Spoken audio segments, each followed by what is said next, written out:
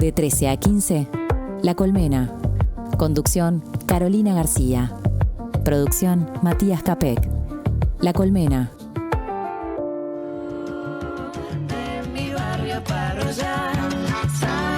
¿Cómo están? Bienvenidas, bienvenidos a La Colmena en este jueves 16 de julio. Chancleteando venimos, chancleteando como si fuéramos una pequeña mulata. No, me la imagino una niña mulata, pero esto que nos está diciendo Julieta Rada seguramente la lleva a la nostalgia de su niñez, de su juventud cuando chancleteaba bailando candombe. La canción se llama Mulata Chancletera, es de Julieta Rada y de Nicolás Ibarburu, también de Chabela Ramírez, del disco Rodante, y así arrancamos poniendo un poco estos tonos, ¿no? Celebrando también el cumpleaños de Rubén Rada a través de su hija, Julieta Rada, que seguramente él está muy orgulloso de lo que ha generado también, del legado musical en Julieta, como en otros de sus hijos. ¿Cómo estás, Mati? Muy bien, Caro. ¿Vos? Bueno, sí, contento con arrancar con esta alegría el día de hoy, un día que bueno, que a pesar de que estamos en invierno, de a poco vamos teniendo una temperatura que es más agradable. Sí, que pero eso... esto avisora una tormenta, ¿no? Yo creo que sí, ¿no? Sí, los pronósticos varían en torno a que puede venir una cosa fuerte, a que, bueno, va a ser una lluvia, pero sí se vienen las lluvias y por lo menos creo que hasta el sábado de tarde. Humedad con calorcito no falla. No, totalmente igual. Bueno, podemos disfrutar de esta temperatura, salir un poco del frío extremo, porque hemos llegado o superado los 20 grados en el día de hoy, ¿no? Sí. No, totalmente. Y es eso, ¿no? Esa energía que siempre aporta la cultura afro a un país que a veces lo describimos como gris, pero yo creo que no. Yo creo que si le damos el lugar que tiene que tener esto en nuestra cultura, yo creo que salimos de eso. Sí, hoy vamos a estar hablando de la historia afro-uruguaya en un día que es el cumpleaños de Rada, como decíamos, en un día en el que también se conmemora, se recuerda, se celebra el maracanazo que tuvo también a uno de sus jefes máximos, a un afro-uruguayo como Obdulio Varela. Hay cosas que fueron como coincidiendo en el día de hoy, porque lo primero que habíamos de alguna manera pensado es en hablar de esta nueva edición del libro de Historia Afro-Uruguaya, un libro que está realizado por Óscar Montaño, historiador, investigador, referente del movimiento afro-uruguayo, que desde hace décadas trabaja en la recuperación y difusión de la historia afrodescendiente en nuestro país. Un libro que fue editado por primera vez en 2009, pero que ahora tiene una nueva edición, también en julio, que es el mes de la afrodescendencia en nuestro país, y una forma también de ponernos a tono, ¿no?, con este mes para reconocer, visibilizar los aportes de la población afrodescendiente a la construcción de nuestra sociedad, que obviamente trascienden estos ritmos de candombe que escuchábamos, pero que forman parte claramente de una de las riquezas más grandes que tiene nuestro país, que es la música que ha surgido a partir de esta población esclavizada que llegó hace siglos a nuestro territorio, ¿no? Claro, ahora cuando hablábamos de la música, obviamente estábamos hablando de una dimensión cultural, pero si empezamos a revisar, hay lugares que ocupa la cultura afro, lo afro en nuestro país, que son muy importantes y que no los revisamos. Por ejemplo, la cuestión histórica, bueno, ¿qué lugar ocupó lo afro en nuestra independencia, por ejemplo? Claro. O sea, hay un montón de niveles que bueno, a veces se queda un poco de lado, y está bueno revisarlo a través de este libro y dejarlo planteado como un tema para seguir trabajando, ¿no? Porque creo que es algo que a lo mejor no hemos abordado tanto. Vos decías, coincidió con muchas cosas, lo hablábamos antes del programa y lo habíamos hablado a lo largo de la semana. Estaba prevista una exposición verbal de la senadora Susana Andrade en el Senado, en el marco de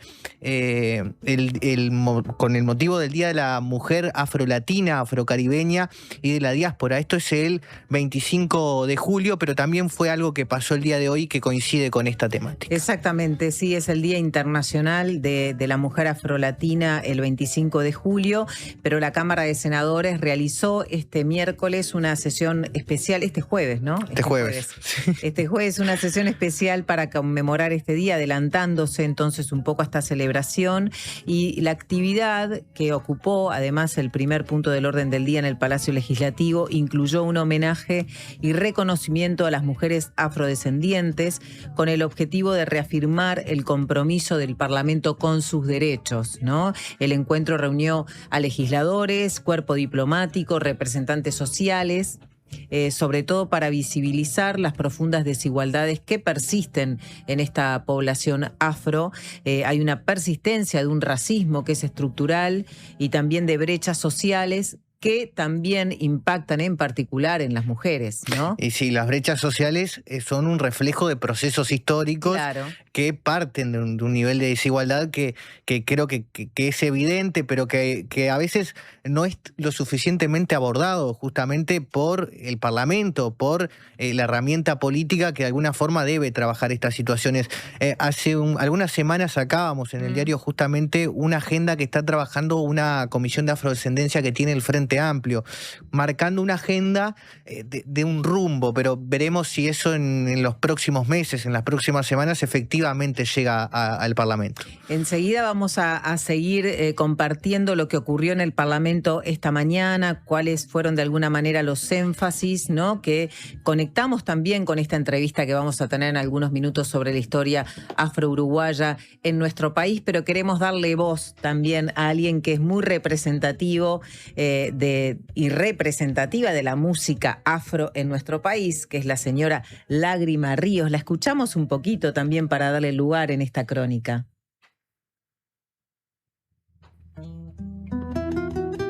Cuando la nostalgia se anida en el corazón, camino entre recuerdos buscando por tus ojos esta canción.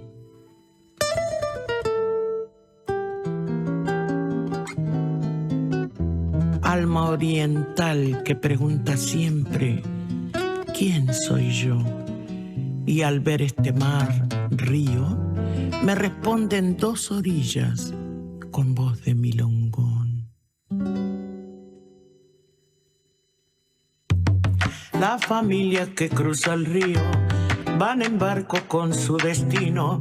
Hay dos hermanos que la sangre quiere unir, orillas del río en aguas de mar. Iguales sueños y matriz de libertad. Y con este milongón que canta Lágrima Ríos, seguimos comentándoles lo que pasó hoy en el Parlamento, que conecta, como decíamos, con lo que vamos a hablar también como uno de los temas centrales de La Colmena, que tiene que ver con esta historia afro-uruguaya. Miren, les paso a mostrar el libro de Óscar Montaño González. Aquí está, en esta cuarta edición. Es un libro grande, con varios capítulos para poder indagar sobre muchos de los aspectos de la historia afro-uruguaya, que tiene que ver con las culturas africanas que han llegado a nuestro territorio, ¿no?, que muchas veces se sienten como una cuestión muy homogénea. Claro. Y tienen una gran diversidad porque vinieron de pueblos muy distintos, ¿no? Y nosotros tenemos una tendencia a ver como lo negro como si fuera algo único, ¿no? Y hay muchísimos matices y eso también hace este libro, que ha sido además destacado en particular por muchos referentes de la historia afro-uruguaya en América Latina, ya en América toda, ¿no? Desde la Universidad de Nueva York, referentes que están vinculados a escribir esta historia, y también cuenta con el prólogo del antropólogo Daniel Vidart, que destaca en particular el trabajo que hizo Óscar Montaño. Bien temprano, les decíamos, en el Parlamento hubo un momento entonces dedicado a este Día Internacional de la Mujer Afrolatina, Afrocaribeña y de la Diáspora. La senadora del Frente Amplio, Susana Andrade, que además, como ustedes saben, es MAE y ha dedicado gran parte de su vida a la militancia y activismo por los derechos de las personas afrodescendientes, es además líder y referente de cultos de matriz afroumbandista, hizo énfasis en que el racismo no es un problema del pasado, una realidad vigente con raíces históricas en la colonización, la trata de las personas, y a pesar de los avances legislativos, la población afrodescendiente sigue enfrentando brechas en acceso a empleo, educación, vivienda y salud, y en particular las mujeres afrodescendientes, que son las más afectadas por la precarización laboral, la sobrecarga de tareas de cuidados, y en particular Susana Andrade hizo énfasis en que las mujeres trabajadoras domésticas, en la mayoría de los casos son también mujeres afrodescendientes, y esto también está conectado con la escasa valoración social de los cuidados, ¿no? Y todos los estudios hablan de una sobrerepresentación de las mujeres afro en el ámbito de las trabajadoras domésticas. Vamos a escuchar parte de lo que decía Susana Andrade esta mañana, que tiene que ver precisamente con esta racialización del servicio doméstico. La racialización del servicio doméstico responde a la deuda colonial y el racismo estructural derivado. Históricamente, las tareas de servicio y cuidado fueron impuestas a las mujeres africanas durante la esclavitud. En Uruguay, esta herencia se mantiene viva a través de barreras educativas y socioeconómicas que limitan la movilidad laboral de la mujer afro. Podemos hacer el ejercicio de pensar en empleo doméstico y surge el estereotipo: mujer afro, migrante indígena y así por delante. Y traigo algunos números, señora presidenta. En Uruguay, el Instituto Nacional de Estadísticas dice que trabajan aproximadamente entre 110.000 a 120.000 personas en el servicio doméstico remunerado, de las cuales 99% son mujeres. Respecto a la composición étnico-racial de dicho sector laboral, distintos estudios, Instituto Nacional de Estadísticas, Ministerio de Desarrollo Social y Academia, coinciden en que las mujeres afrodescendientes están sobrerepresentadas en el trabajo doméstico en relación a su porcentaje en la población.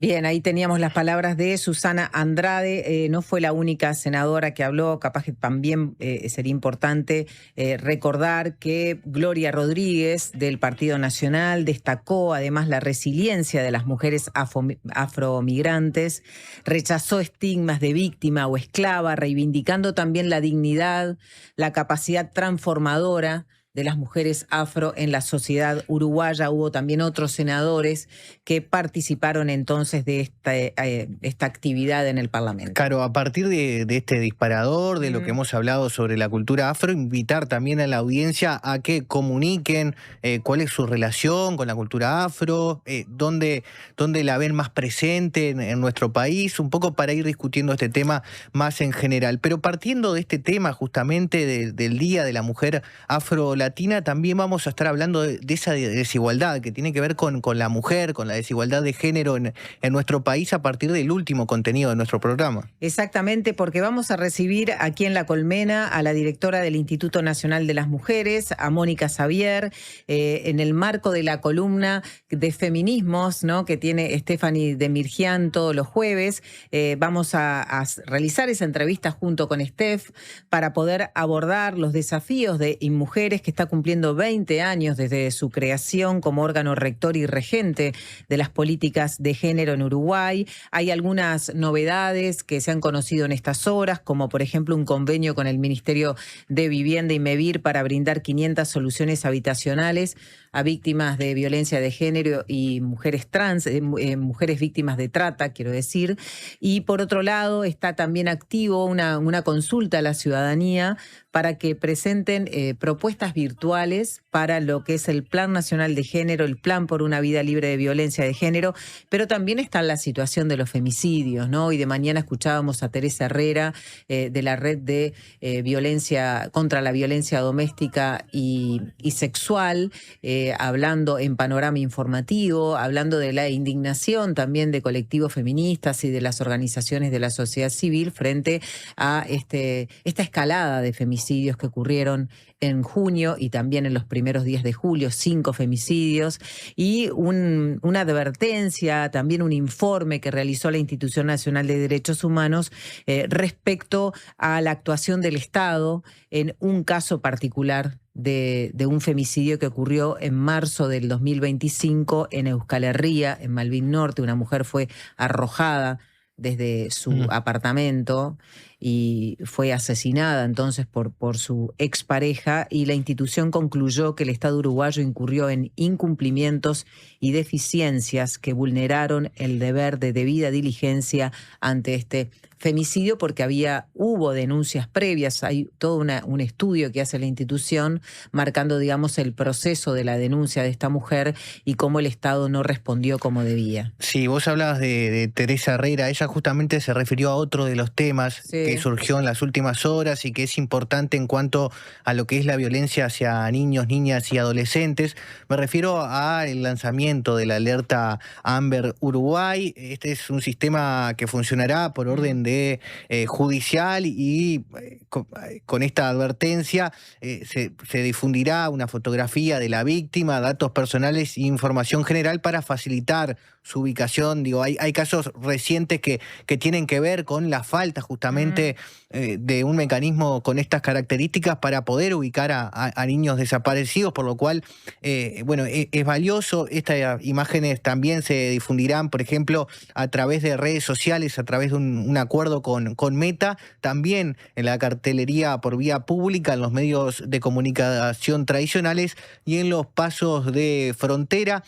Allí, obviamente, esto es una novedad, algo que no había antes en el país, y en ese sentido se va a seguir, obviamente, discutiendo su eficiencia. Esperemos que no se tenga que usar, pero en caso de que se tenga que usar, seguramente es un proceso, un mecanismo que se va a seguir ajustando. Sí, esto se había reclamado en particular, Matías, el año pasado, cuando generó tanto dolor y mucha bronca este episodio terrible de violencia vicaria que sucedió en Soriano el 5 de septiembre del año pasado, cuando un hombre, Andrés Morosini, asesinó a sus 2 hijos, Francisco y Alfonsina, y la motivación y de alguna manera uno de los hechos que se interpretó como violencia vicaria tiene que ver con esto, ¿no? Con el causar un daño irreparable. Claro. A su expareja, a quien había dejado de ver tras una denuncia precisamente de violencia de género, y cuando los niños desaparecieron, cuando fueron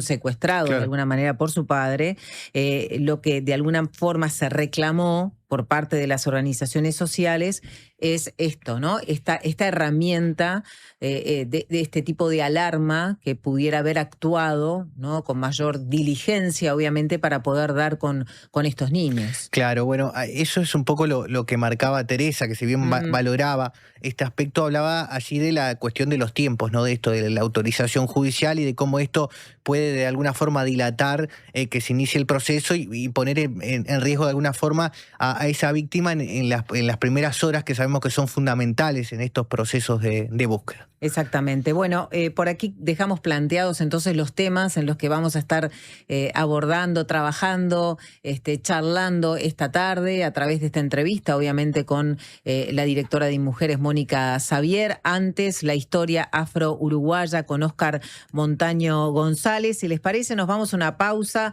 Vamos a retomar la voz de Lágrima Ríos, ¿no? Esta voz potente, referencia, ¿no? Referencia del afro, de los afro, del mundo afro en nuestro país, conocida también como la dama del candombe y como la perla negra del tango. Y nos podemos ir a la pausa escuchando un tango de Lágrima Ríos.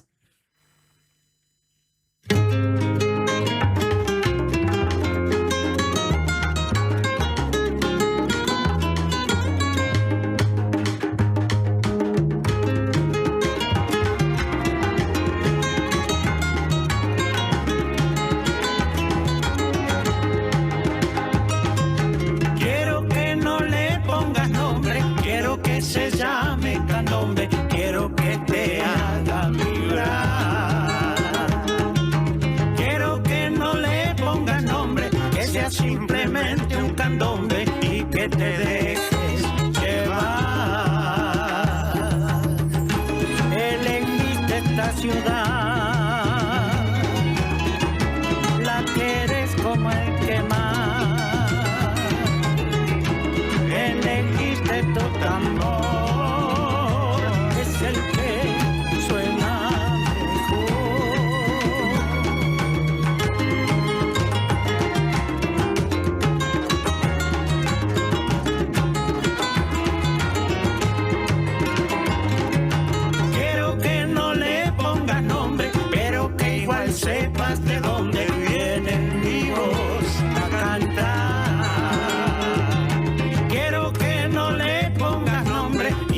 cuerpo aún te responde que lo salgas a bailar.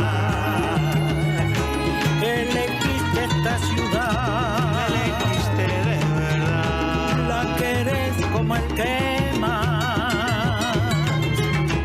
Elegiste tu tambor, es el que suena mejor. Elegiste esta ciudad, paradita junto al mar. Elegiste tu tambor, es el que suena mejor.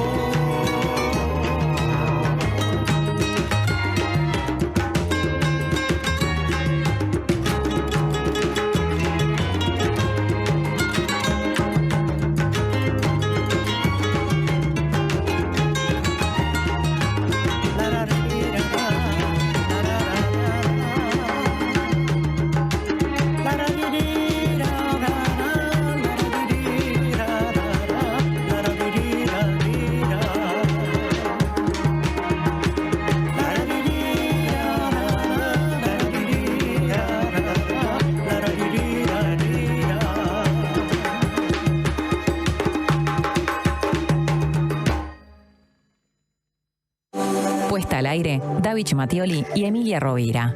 Asistencia de producción, Luciano Tonarelli.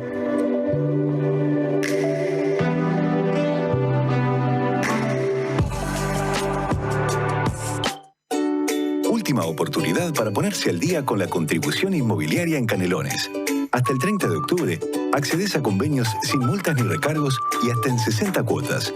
Informate por el 1828 o a través de imcanelones.gov.uy.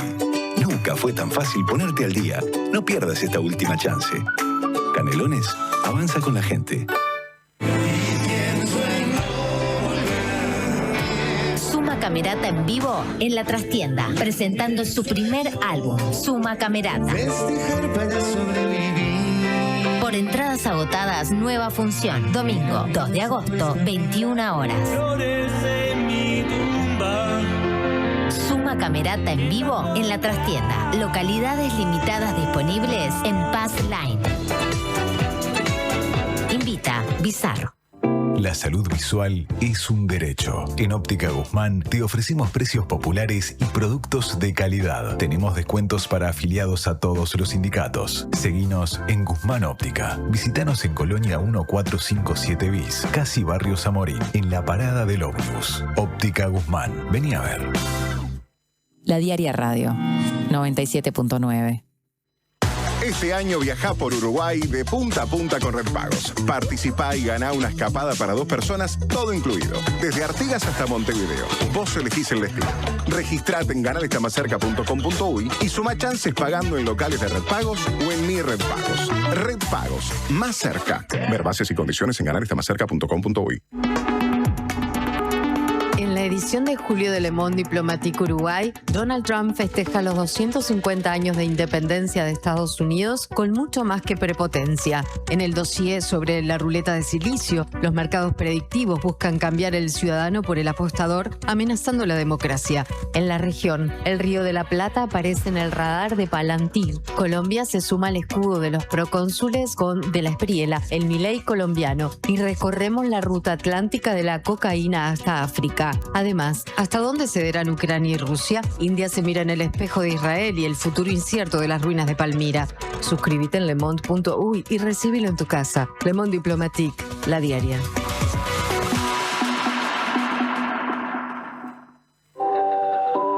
De 13 a 15, La Colmena.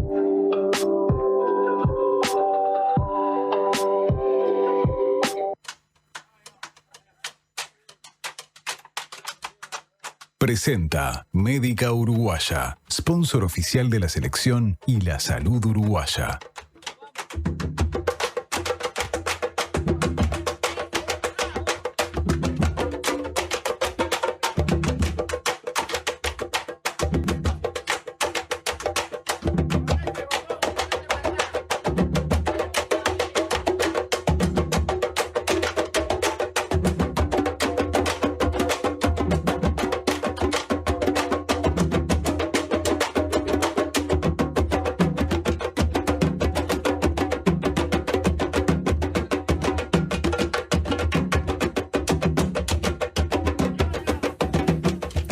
Ya vamos a conversar entonces sobre esta historia afro-uruguaya a partir y a través de un libro que tiene su 4ª edición, escrito por Óscar Montaño González. Se los muestro de vuelta. En este caso la edición es de la Junta Departamental de Montevideo y es por eso que se ha renovado de alguna manera en esta 4ª edición este trabajo. La primera edición es del 2009, si no me equivoco. Estamos hablando de un libro que describe cuáles fueron los pueblos de África que estuvieron forzosamente en nuestro país, aporta registros estadísticos sobre la población esclavizada, habla sobre los traficantes negreros, le pone nombre y apellido a muchas personas que conocemos a través de el homenaje que se le da en nuestro país a través del nomenclátor, por ejemplo, ¿no? Pero fueron traficantes negreros. Totalmente. El trabajo establece la cantidad de población afro que habitaba Montevideo a comienzos del siglo XIX, las actividades que debieron realizar, la violencia que sufrieron, la manera en que lograron sobrevivir y obviamente habla del origen del candombe, de los primeros cantos de protesta de los africanos en estas tierras.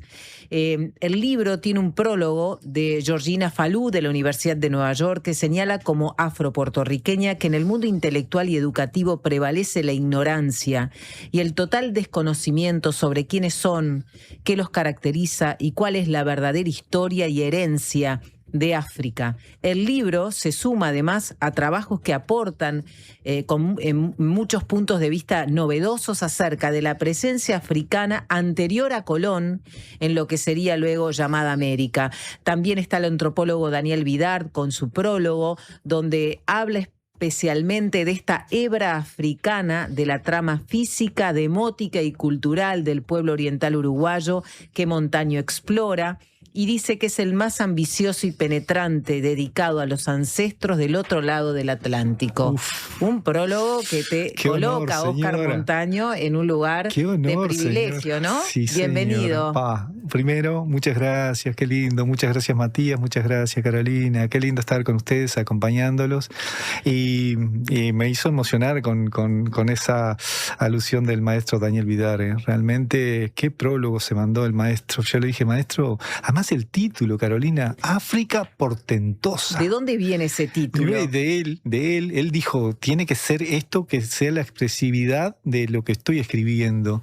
Y se lo agradecí mucho porque realmente aporta al libro, aporta a lo que es esta historia afro-uruguaya, al igual que, como decía, ¿verdad? La doctora Georgina Falú, catedrática de la Universidad City College en Nueva York, ella me llevó a Nueva York, me llevó a Estados Unidos. Yo no pensaba ir a Estados Unidos.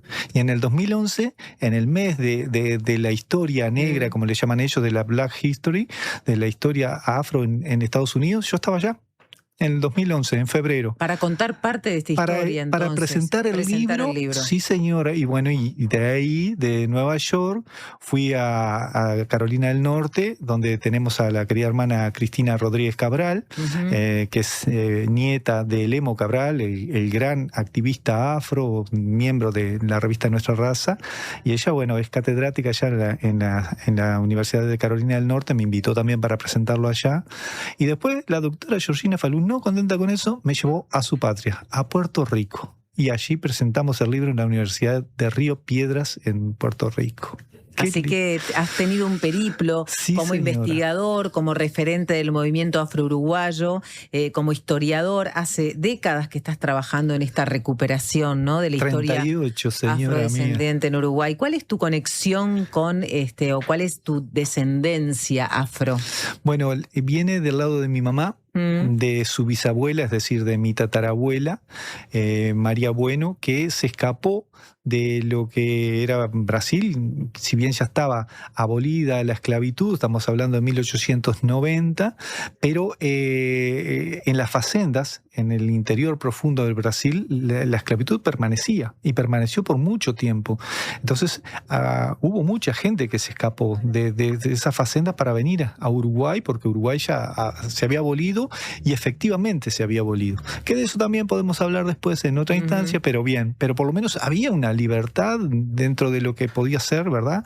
Dentro de las limitaciones que dejaron la esclavitud acá en Uruguay, porque también fueron muy profundas. No hubo ninguna reparación para la gente que fue liberada, diríamos, acá en Uruguay. Sí, la reparación fue para los esclavistas, para los que tenían esclavos. A ellos sí se les reparó por parte del Estado uruguayo. Porque perdieron plata. Exactamente. Claro, porque una de las cosas que está obviamente bien señalada en uno de los capítulos es que el tráfico, ¿no?, de personas esclavizadas, el tráfico negrero, aportó al desarrollo económico Mucho. y al sistema financiero de Montevideo muchísimo. Mucho.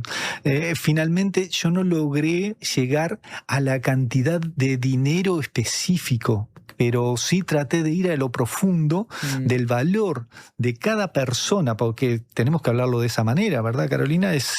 Cada persona era cotizada en determinado dinero y bueno, y ese dinero obviamente iba para determinados bolsillos, porque iba para España, iba para Francia, para Italia, Estados Unidos, Inglaterra, pero Portugal, sin ser nuestra metrópoli, diríamos, fue la que más dinero hizo, junto con Inglaterra y Estados Unidos, con el tráfico hacia aquí, hacia lo que es Montevideo, lo que era la banda oriental, ¿verdad? Claro. Hicieron mucho dinero, mucho, porque en pocos años tenían barcos especializados con varios niveles en las bodegas donde para poder poner más gente. Estamos hablando de barcos negreros que traían entre 400 y 600 personas. El hacinamiento era tremendo. Las enfermedades, las epidemias provocaban que más de la gente que era embarcada en África no llegara con vida. Mira, hay un registro también, les quiero comentar a la audiencia, porque tú lo que haces es también transcribir o, sí, copiar de alguna manera de un registro que ya nos dirás de dónde es, sí. Con específicamente los años en los que llegaban esos barcos negreros. Por ejemplo, 1799, Nuestra Señora de los Dolores viene a este puerto con el elevado número de 738 africanos desde Río de Janeiro. 6 son las veces que hemos podido constatar el arribo de este enorme barco negrero. Solo en estas 6 entradas a Montevideo trajo la elevada cantidad de más de 2.400 africanos, ¿no? Porque hay un capítulo especial acerca de estos buques negreros que llegaron entonces de diversos lugares como España, los barcos negreros españoles, los barcos negreros, como nos decías, portugueses. Esta información de este registro tan exacto, ¿de dónde surge? Bueno, está en el Archivo General de la Nación, por suerte están todavía, ¿verdad? Es algo, un material que uno tiene que revisar si va a hacer una investigación de este tipo, y también quienes nos han precedido en la investigación, como el maestro Ildefonso Pereda Valdés, que fue un gran investigador, sin ser afro, nació en Tacuarembó, y bueno, que él estuvo muy vinculado con la intelectualidad afro o la intelectualidad negra, como se decía a principios del siglo XX, ¿verdad? Y bueno, y también llevando adelante todo lo que fue una investigación muy valiosa. Ildefonso Pereda Valdés escribió no menos de 10 libros donde él, ¿qué hacía?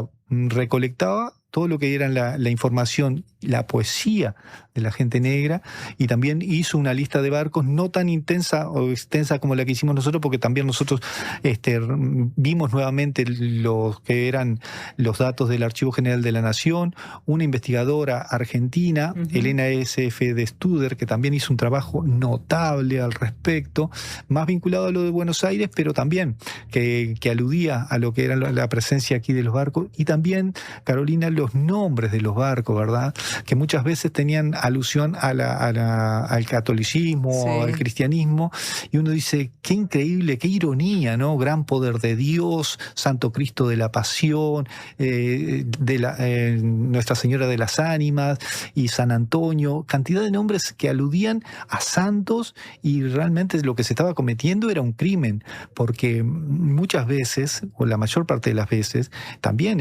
dentro de lo que era o en los barcos, eso se producían violaciones a las africanas, ¿verdad? Como sucedió después una vez llegadas a puerto en todos los lugares, no solo en Montevideo. Claro, y además muchos llegaban muertos, exacto, obviamente, morían sí, en el camino. Hablemos de los primeros registros de la presencia afro-uruguaya, ¿no? En la esclavitud en nuestro territorio. ¿Qué información? ¿Hay algunas contradicciones o información difusa sobre esto? ¿O se sabe que, por ejemplo, la primera población esclavizada llegó con hernandarias, como se afirma? Sí, exactamente. Esa fue la primera presencia afro. Pero ya esclavizada. Sí. Sí, ¿no? Como libres llegaron algunos como libertos, es decir, libertad media, diríamos, con Manuel Lobo en la fundación de Colonia del Sacramento. Claro. Pero Manuel Lobo trajo más de 40 personas esclavizadas para la fundación de Colonia también. Es decir, ya desde entonces, y también en Montevideo. Que es desde 1724, y cuando llega Manuel Burgues con uno de sus esclavizados, que era Gregorio Burgues, que tuvo la función, uno de los que hemos detectado, diríamos, que tuvo una presencia muy importante en aquel Montevideo que comenzaba, que era la de pregonero, que era la de dar la información, la noticia de todo lo que estaba sucediendo.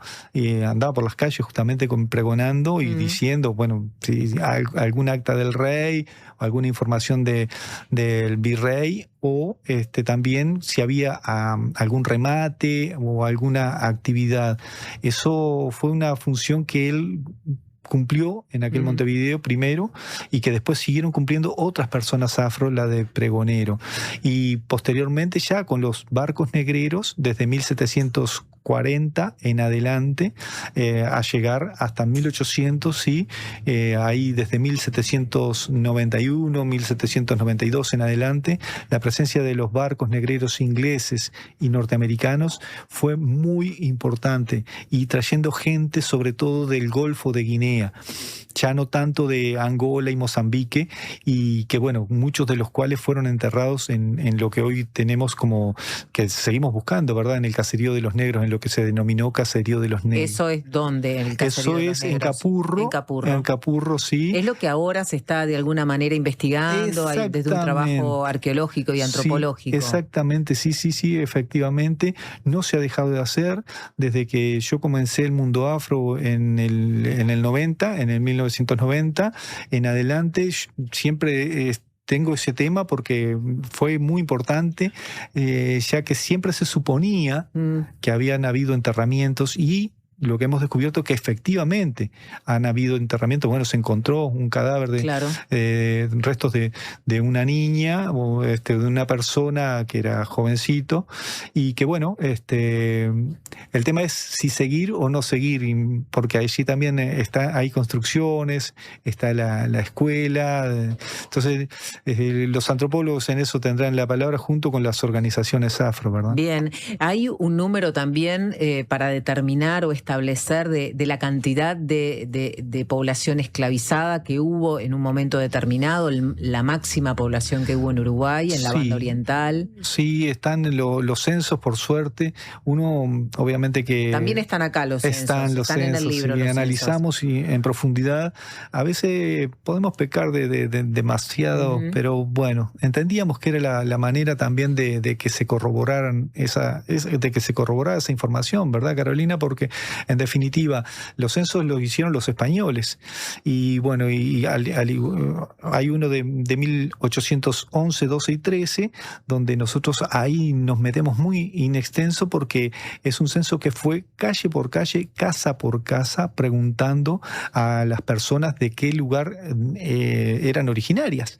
Y bueno, y de ese total de unas 12.000 personas, casi 5.000 eran africanos o descendientes, porque ya estaba el mestizaje también, ¿verdad? No eran solo africanos, sino que habían también lo que se denominaba como pardos o mulatos. Y bueno, y de ahí también surgen datos importantes con respecto al lugar de origen, y si los congos eran los más numerosos indudablemente, junto con los Angola, Mozambiques, pero también desde el Golfo de Guinea hubo una presencia bien importante que lo comentaba recién, cuando la traída de esa gente esclavizada por parte de los ingleses, ¿verdad? Y estos orígenes nos da alguna particularidad en cuanto a la religión, a las costumbres de estas personas afro. Buena tu pregunta, Carolina. Y sí, yo diría que hacia de 1820 en adelante, ya éramos provincia cisplatina, pero no obstante funcionaban lo que se llamó salas de nación, lugares de reunión de la gente esclavizada por nación, cada uno con su nación, y habían 24. ¿24 naciones? 24 salas diferentes. Además, digo, 24 naciones, pero organizadas, con sus reyes, sus reinas. Es decir, tenían una organización donde los domingos ellos podían hacer esas reuniones, hacer sus cantos, y cuando la cosa se complicaba, porque estaban la milicia, diríamos, observándolos, hacían como mímicas, pero realmente lo que hacían ellos, cada pueblo, ¿verdad?, era hacer sus ceremonias rituales, sus cantos, y no solo con tambores, sino también con otros instrumentos que le daban esa impronta a cada lugar. Es decir, que se podría afirmar que Montevideo, en esa época, cuando ya éramos después de 1830, República Oriental del Uruguay, casi con la Constitución de 1830, era mucho más mística la vivencia. Quizás no todos la observarían, porque la gente africana tenía que ser muy cuidadosa para poder mantener esas tradiciones, ¿verdad? Porque les estaba prohibida. Se les trataba de que eran paganos, de que estaban haciendo brujerías, y bueno, podían tener penalizaciones, ¿no? No fue solo una vez la que se prohibieron esas salas y esos cantos, que también se hacían. Ahora que veo el Río de la Plata ahí de fondo, que también se hacían frente al templo inglés, esas danzas, y que bueno, que cada nación hacía su canto, pero ahí sí no eran tan, diríamos, tan profundas como lo eran dentro de la sala, ¿verdad? Otro de los aspectos, ¿no?, que señala el libro y le dedica obviamente un capítulo particular, tiene que ver con la violencia contra los esclavizados, ¿no? Y así como hay muchos mitos o falsos relatos en torno a la esclavitud en nuestro país, también tú lo mencionas, se habla de que de alguna forma la violencia fue menor en Uruguay que en otras partes de América, y recoges varios testimonios para de alguna manera enfrentar este relato, ¿no? Entonces, por ejemplo, está el relato, y se los quiero leer, de Lucía, que muere a causa de los azotes recibidos, ¿no? 1761 se dio en Montevideo un juicio por la muerte de una mujer africana de nombre Lucía. El amo de esta, Marcos Pérez, la había azotado de tal manera que las heridas recibidas le provocaron la muerte. La crueldad imperante hacia el esclavizado llevó a que Pérez le aplicara un castigo que duró 3 días, autorizado por el gobernador Viana. Según declaraciones del propio Pérez, le dio 18 azotes cada vez, siendo una sola vez la que le pegaba cada día con un rebenque de huasca. Luego de un par de días, Lucía enfermó gravemente y murió, sin que su amo le proporcionara auxilios espirituales ni temporales. Esta es una crónica de 1761, Oscar, y esto surge ¿de dónde este relato? Del Archivo Judicial, del Archivo General de la Nación. Es un expediente extenso, hice una síntesis, y obviamente que esa es la palabra del amo, ¿verdad?, de Pérez, que dijo, no, yo solo le pegué una vez nada más, porque él la había dejado a cargo de su esposa, que su esposa estaba enferma, y él se iba al campo, tenían una estancia. Entonces cuando regresó no la encontró, porque Lucía tenía su pareja también, y bueno, se había ido de la casa, y por esa razón él decidió darle un castigo que además está avalado por la justicia. Es increíble, pero lo que provocó la muerte además fueron esos castigos que seguramente no haya sido una sola vez por día. Y lo peor de todo esto es que Pérez recibe la petición, o hace una petición al gobernador y al rey, y le condonan la pena. Es decir, no recibe ninguna pena. Tuvo un mes en la cárcel mientras se iba haciendo todo el juicio, y después se le... Pero se había le sanciones en este momento, había sanciones. Sí, contra los homicidas, porque habían muy buenos abogados, diríamos, o defensores, que podían ser llamados defensores de oficio, y que realmente hacían muy buen trabajo. En Carolina. esta época, en el siglo XVIII. Te voy a decir más, desde 1730 en adelante ya había gente que se dedicaba a defender, y es decir que cuando defendían la vida de las personas, defendían la vida. Tal vez sí, obviamente se legitimaba, ¿no?, la esclavitud, pero la vida de las personas esclavizadas se defendía. Cuando estamos hablando de que en esa época había discriminación, obviamente, y que todos eran esclavistas, no todos eran esclavistas. Ya había gente que tenía esa sensibilidad. Y bueno, es parte del ser humano, pero hubo mucha gente que no hizo caso a eso, obviamente, a ese sentimiento, y que se benefició. Claro. Porque esto era un beneficio económico. Total. Estamos hablando de que gente se enriqueció con el tráfico esclavista y con el trabajo de sus esclavizados. Vamos a hacer una pausa. A la vuelta intentemos, ¿no?, abordar un poquito la historia del candombe, que también tiene una dedicación en este libro. Me gustaría que explicaras también por qué la historia afro-uruguaya que contás tiene el alma de un conto. ¿Se dice así? Se dice así. Un conto. Bueno, vamos a saber de qué se trata entonces esta alma de un conto. Ya venimos.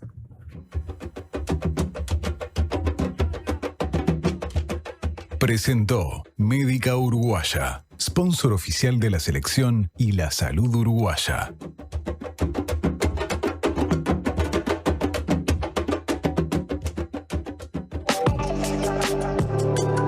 Conducción, Carolina García. La Colmena.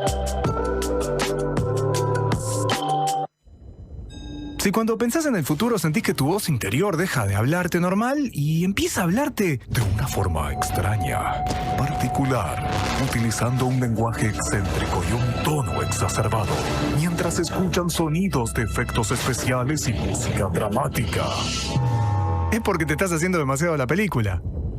La mejor forma de prepararte para el futuro es con Ahorro Más Vida de Banco de Seguros del Estado. Consulta con tu asesor de confianza en nuestras oficinas o en bse.com.uy. En Vida BSE podés confiar toda tu vida.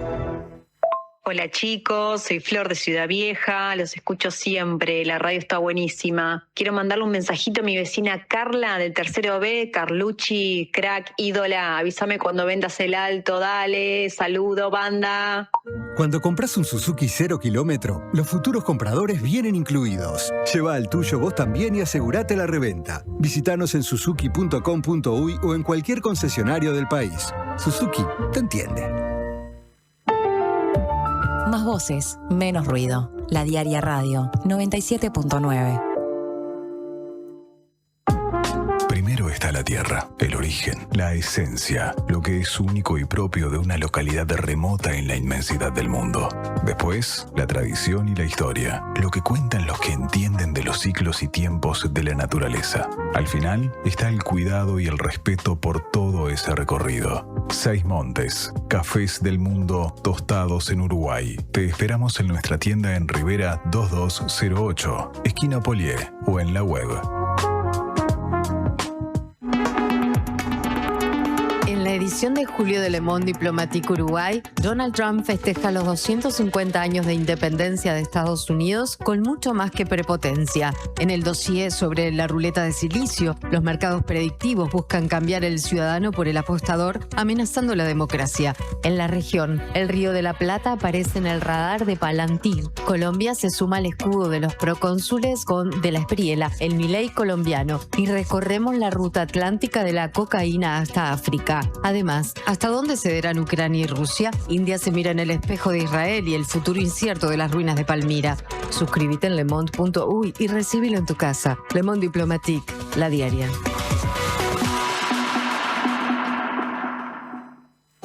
Puesta al aire, Alejandro Correa y Joaquín González. Asistencia de producción, Francisco Muso.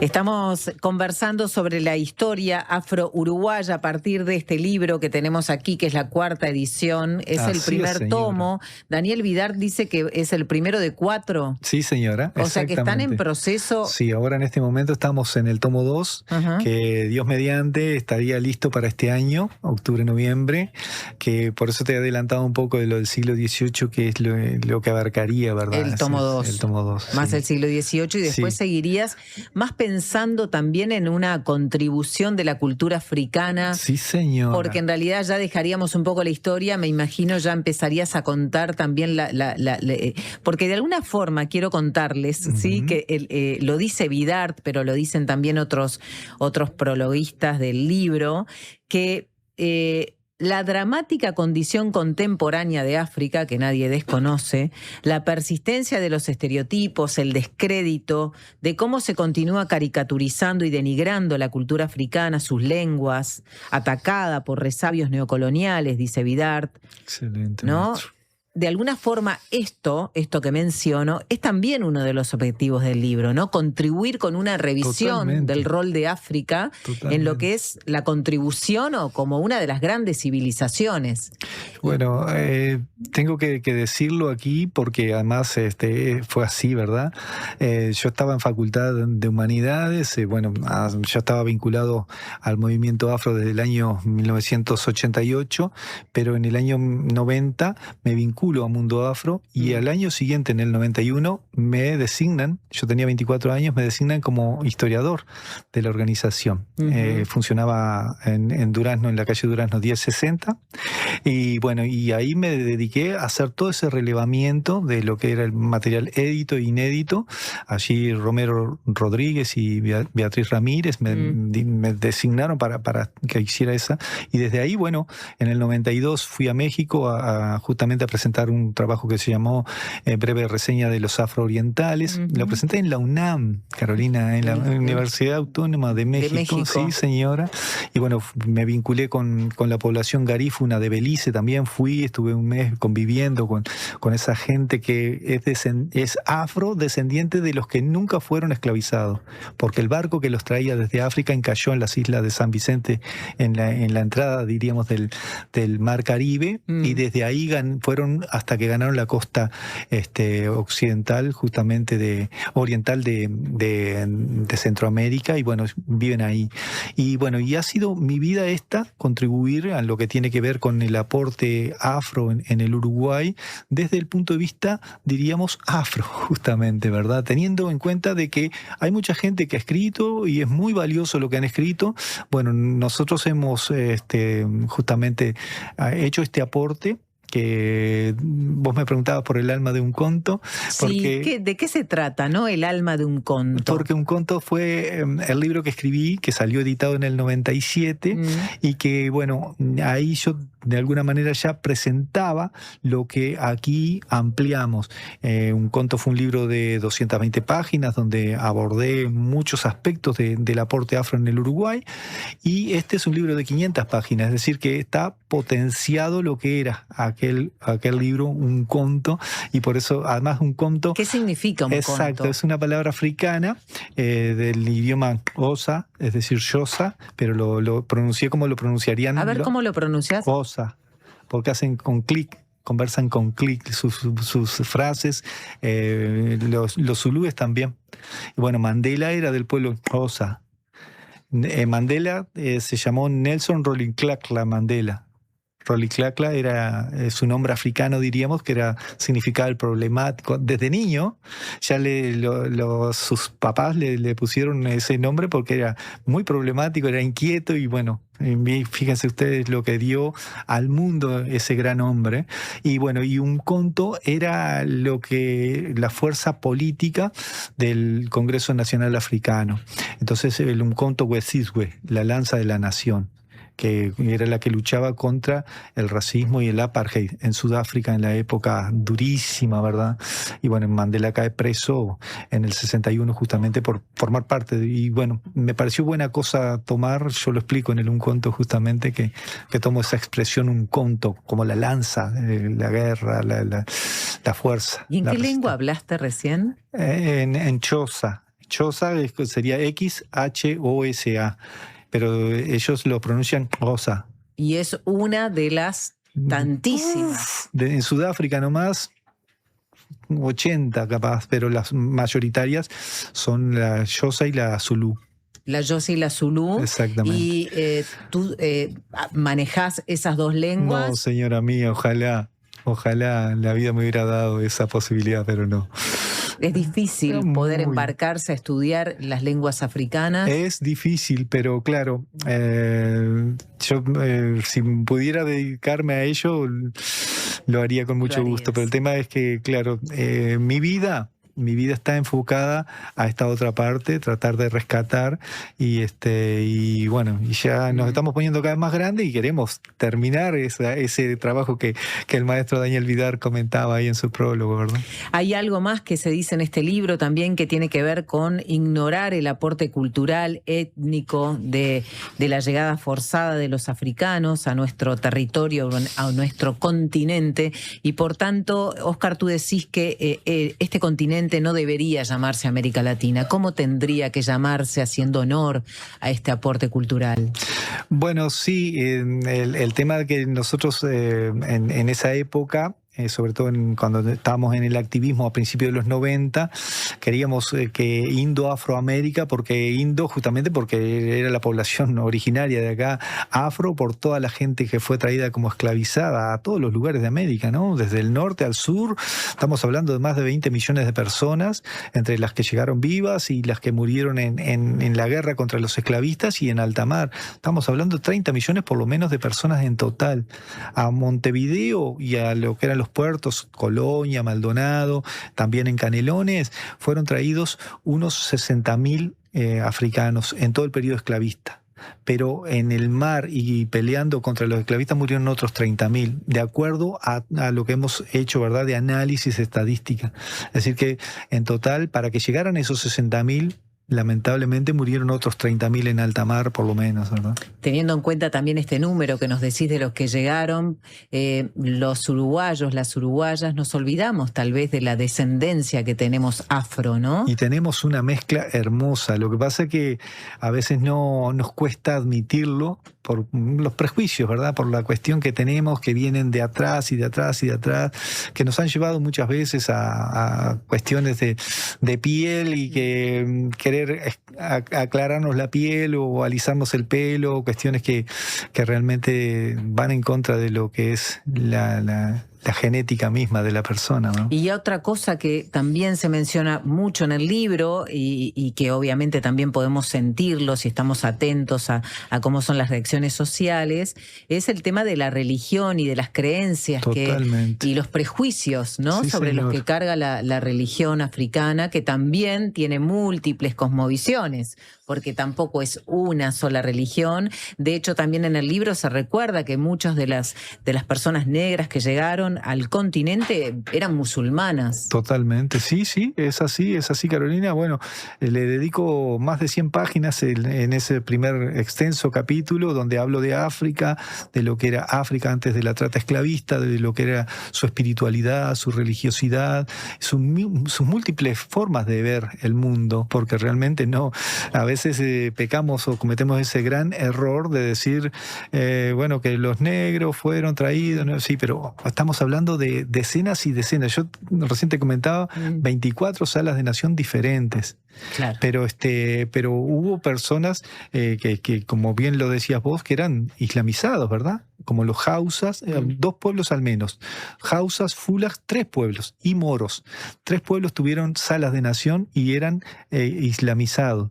Y esos pueblos legaron a lo que hoy es la comparsa del candombe, la estrella y la media luna, que son sus imágenes míticas, diríamos, ¿verdad?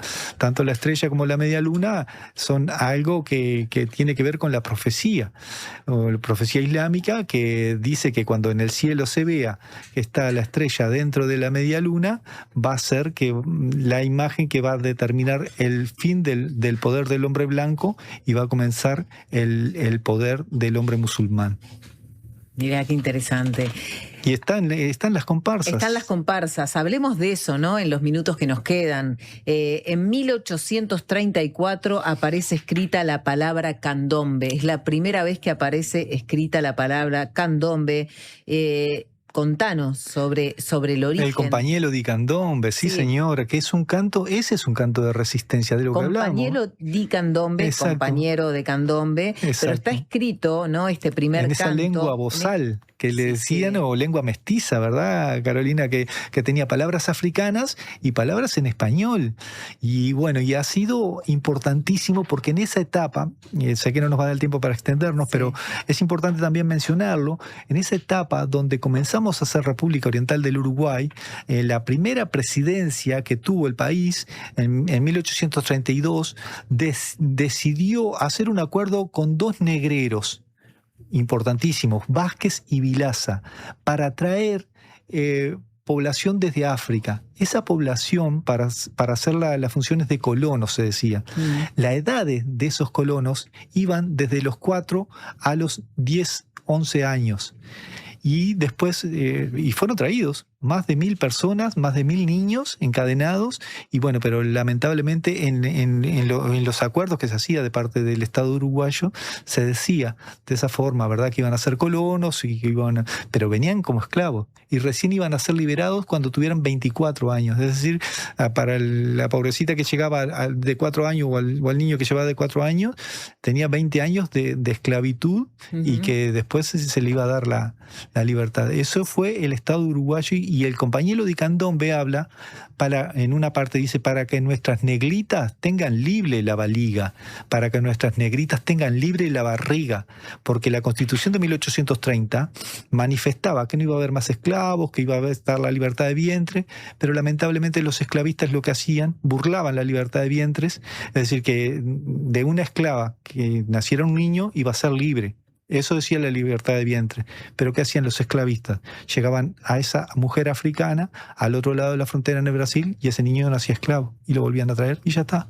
De esa manera tan fácil burlaban las leyes también. Y por eso esta canción del candombe, entonces reivindicando, reclamando, demandándole al Estado. Exactamente, porque hacía 4 años que estaba la Constitución de 1830 y la situación no cambiaba en absoluto para la gente negra. Así se determina, bueno, la palabra candombe aparece por primera vez acá en esto que estamos contando. Por lo menos escrita que nosotros tengamos, ¿verdad? Pero las primeras expresiones musicales, estamos hablando de lo que es el batuque, exactamente, ¿no? Esa es la primera expresión musical. Tango.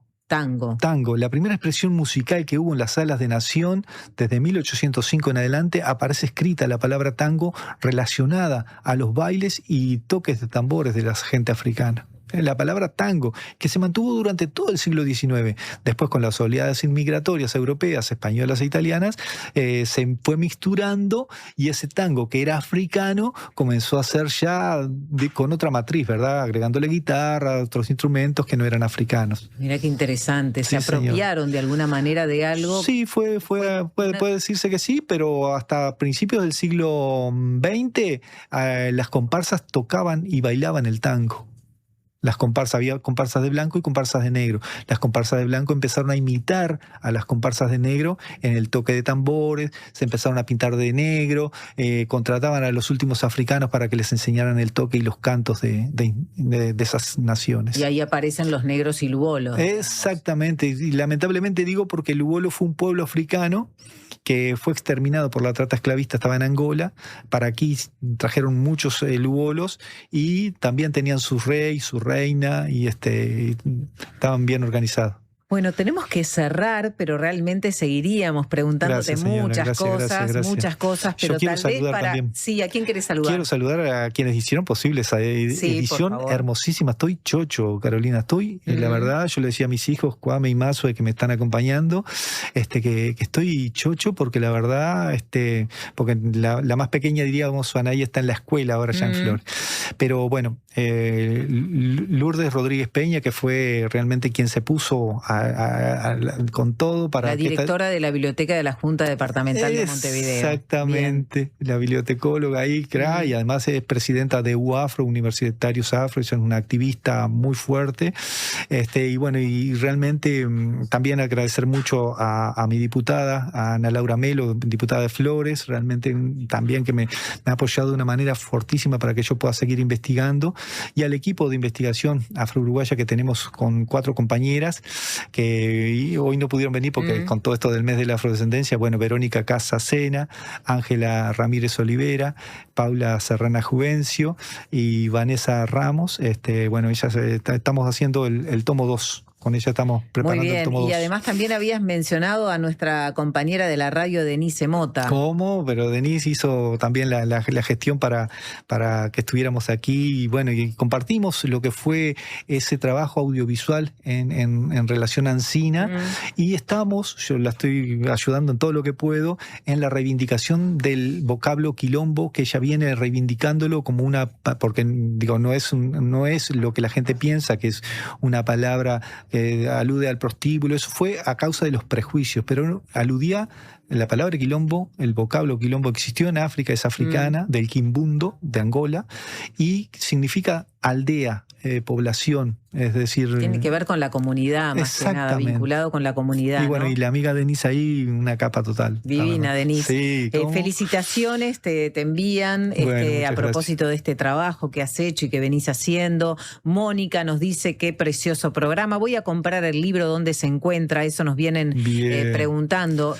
¿Dónde se puede comprar? Está en las librerías de Tristán Narvaja, por ahora está ahí, y bueno, lo tienen las hermanas del equipo de investigación, Ángela Ramírez, Verónica Casas, y bueno, y nosotros también lo tenemos, lo podemos enviar por intermedio mío, de mis hijos. Bien, pero eso se puede averiguar en Mundo Afro, en la Casa de la Cultura, ¿por dónde se iría? Bueno, sí, tenemos una presentación, eso importante, bien, Carolina, el 29 de julio. Sí, que es miércoles 29 de julio, vamos a tener la presentación en Casa de la Cultura Afro-Uruguaya a las 18 horas. Muy bien, Carolina, que me hiciste acordar. Muy bien, Gustavo nos dice, justo este martes fui a ver un documental sobre Chabela Ramírez, después se charló con ella, sorprendido con la claridad de conceptos, no se queda en el clásico lamento del racismo, nos dice esta persona que nos está escuchando. Hay quienes también dicen que vos, Óscar, junto con Luis Ferreira y Gustavo Goldman, son las personas que más ha investigado en el desarrollo del candombe,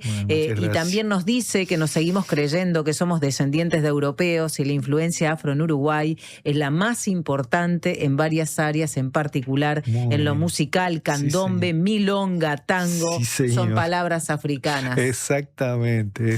Bueno, podemos volver otro día. Malambo también es una palabra africana. Malambo también. Desde Solimar también un abrazo para el historiador Montaño, y te tendremos en otra vuelta para profundizar sobre lo musical, y bueno, hablamos poco también sobre la abolición de la esclavitud en nuestro país. Quedan algunos temas. Puedo decirle una cosita nomás, porque si no me van a rezongar.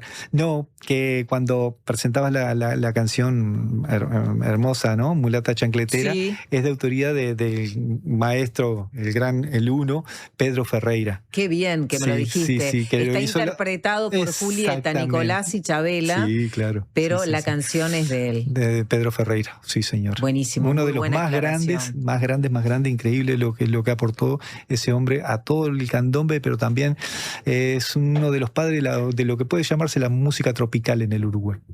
Un amante de Cuba, Oscar. Un amante de Cuba, al igual que yo. Gracias por acompañarnos. Gracias. Hacemos la pausa. Enseguida vamos a estar con la directora de InMujeres, con Mónica Xavier.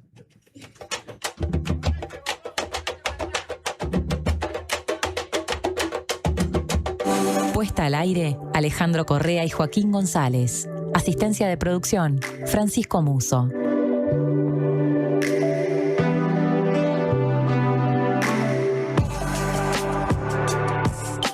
Desde hace 30 años, el Centro de Capacitación de Fundación Itaú forma profesionales que aportan valor a la sociedad uruguaya en el campo de la cultura. Comenzá a formarte en agosto en Gestión de la Producción Artística, una capacitación a distancia, intensiva, ágil y práctica que te permitirá proyectar tu futuro laboral en las industrias culturales. Próximo comienzo, 6 de agosto. Cupos limitados. Más información en www.fundacionitaú.com.uy. Fundación Itaú. 30 años gestionando cultura. En Alcance Servicio de Compañía cumplimos 30 años cuidándote. Sumate vos también a la tranquilidad de contar con Alcance. Afilíate ahora con 3 meses gratis y 12 meses con un 50% de descuento llamando al 0800 2902. Alcance 30 años. Amamos cuidarte. Los uruguayos nacimos para ser hinchas. Somos hinchas de la Celeste, pero también hinchas de Enrique, que reabrió el almacén de la esquina. ¡Vamos, Enrique! Y de Mariana, que está por traer un nuevo hincha al mundo. ¡Golazo, Mariana! Somos hinchas por naturaleza y por eso tenemos al Bro, que es hincha de los proyectos de todos y desde hace 130 años está jugando para Uruguay. Banco República, hincha de todos los uruguayos y sponsor principal de la selección uruguaya de fútbol.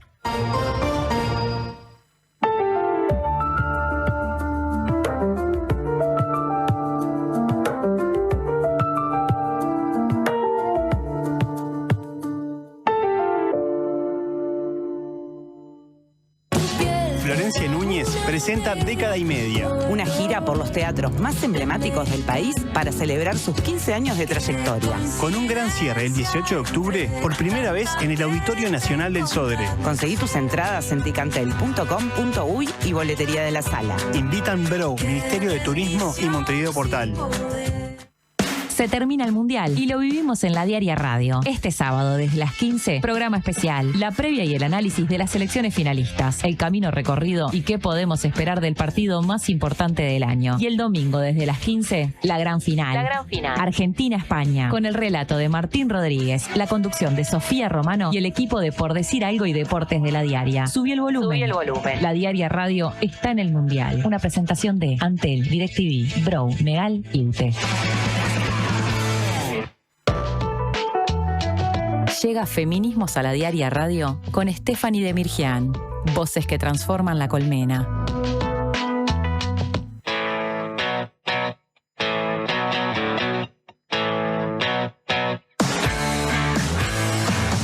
Ay, perdóname, te pisé, no te vi.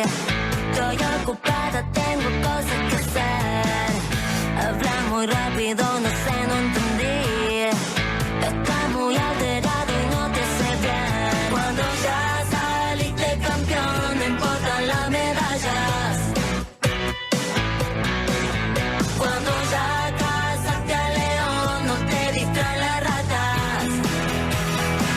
Vas a tener que bailar. Hoy sos el show principal. Y aunque tu sueño está actual, te queda grande el disfraz. El truco ese que hiciste yo ya lo vi. Igual se asombran todo que voy a hacer.